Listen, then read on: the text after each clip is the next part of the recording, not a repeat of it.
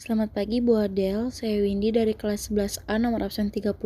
Sekarang saya akan membahas tentang pencatatan transaksi untuk Satker. Pertama-tama kita akan membahas tentang aset. Apa itu aset? Aset adalah sumber daya ekonomi yang dikuasai dan dimiliki sebagai akibat dari transaksi sebelumnya dan dari mana manfaat ekonomi dan sosial di masa depan dapat diperoleh serta dapat diukur dengan satuan uang. Lalu kita akan membahas tentang transaksi akuntansi aset satuan kerja dan akuntansi aset desa. Yang pertama ada transaksi akuntansi aset satuan kerja, merupakan bentuk tanggung jawab pengendalian akuntansi yang digunakan untuk mengelola dan mencatat aset bagi satuan kerja atau yang disebut SKPD. Berikut merupakan contoh jurnal penambahan aset tetap. Yang kedua ada transaksi akuntansi aset desa atau kelurahan. Merupakan pencatatan dalam akuntansi aset desa digunakan untuk transaksi yang mencerminkan hak dan kewajiban dari pemerintah desa yang terjadi pada akhir tahun. Anggaran berupa pencatatan piutang atau utang. Dan ini beberapa contoh jurnal tersebut. Lalu kita akan membahas tentang akun liabilitas. Liabilitas adalah utang yang ditimbulkan dari transaksi sebelumnya dan cara penyelesaiannya mengakibatkan aliran keluar sumber daya ekonomi pemerintah daerah. Lalu mengenai akun liabilitas untuk satuan kerja, merupakan sistem akuntansi kewajiban SKPD adalah utang yang timbul dari transaksi sebelumnya, di mana cara penyelesaiannya dapat mengakibatkan aliran keluar sumber daya.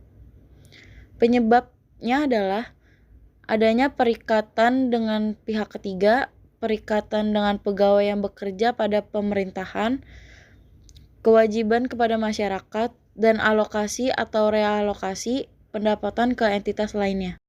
Pencatatan akuntansi liabilitas dibedakan menjadi dua, yaitu yang pertama, pencatatan beban barang dan jasa yang belum dibayarkan, dan yang kedua ada pengakuan beban pegawai belum dibayar. Yang kedua ada akuntansi kewajiban pemerintah desa, merupakan utang yang ditimbul sebagai dampak adanya penggunaan sumber pembiayaan yang berasal dari pinjaman masyarakat dan lembaga keuangan. Lalu ada pembahasan yang ketiga, yaitu akuntansi ekuitas. Ekuitas adalah kekayaan bersih pemerintah yang merupakan selisih antara aset dan liabilitas. Ada pula pengertian tentang ekuitas dana adalah pos pada neraca pemerintah yang menampung selisih antara aset dan liabilitas. Ekuitas dana dibedakan menjadi tiga, yaitu yang pertama, ekuitas dana investasi adalah kekayaan pemerintah yang tertanam dalam investasi jangka panjang, aset tetap, dan aset lainnya dikurangi dengan utang jangka panjang. Yang kedua ada ekuitas dana lancar adalah selisih antara aset lancar dan utang jangka pendek yang terdiri atas sisa lebih pembayaran anggaran, cadangan piutang, cadangan persediaan, dan dana yang harus disediakan untuk pembayaran utang jangka pendek. Dan yang ketiga ada ekuitas dana cadangan. Merupakan kekayaan pemerintah yang dicadangkan untuk tujuan tertentu sesuai dengan peraturan perundang-undangan. Pengertian tentang dana cadangan adalah dana yang diselisihkan untuk menandai kegiatan yang memerlukan dana relatif besar yang tidak dapat dipenuhi dalam 1 tahun anggaran. Lalu ada pembahasan yang terakhir, yaitu transaksi akuntansi untuk koreksi kesalahan. Yang pertama, melakukan koreksi kesalahan atas pengeluaran belanja.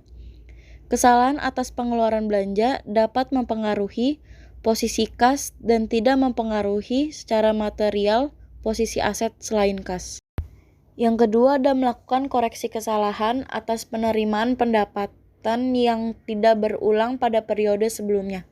Koreksi kesalahan dilakukan apabila kesalahan tersebut mengakibatkan saldo kas berkurang. Dan yang ketiga ada peristiwa luar biasa.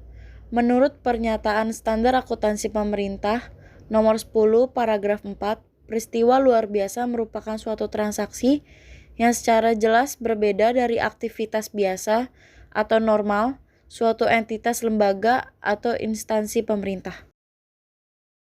Sekian dan terima kasih.